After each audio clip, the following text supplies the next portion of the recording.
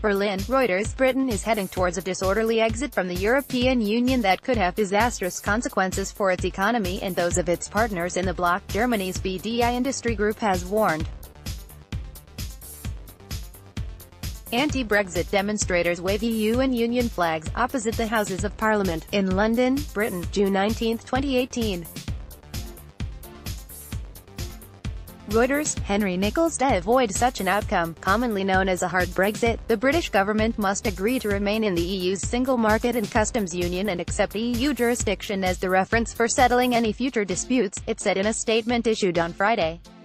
That was also the only way to avoid the re-imposition of controls at the border between British-ruled Northern Ireland and the Irish Republic after Brexit, a major concern for EU leaders who hold a summit on June 28 to 29.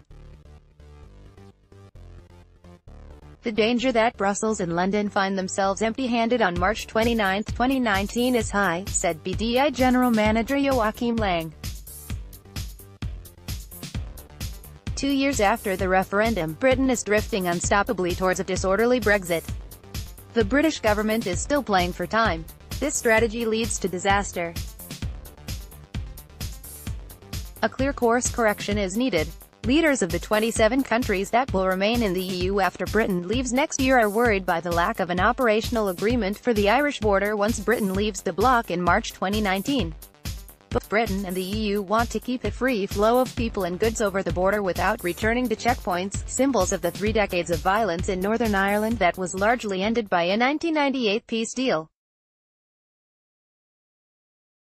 A backstop solution was agreed in very general terms in December, but there has been no consensus since on how to put it in place by Brexit Day.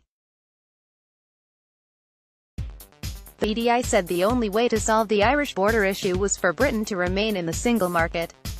Failure to find a solution for the border would not only jeopardize a final withdrawal agreement but also a deal on a transition period until the end of 2020, the BDI added.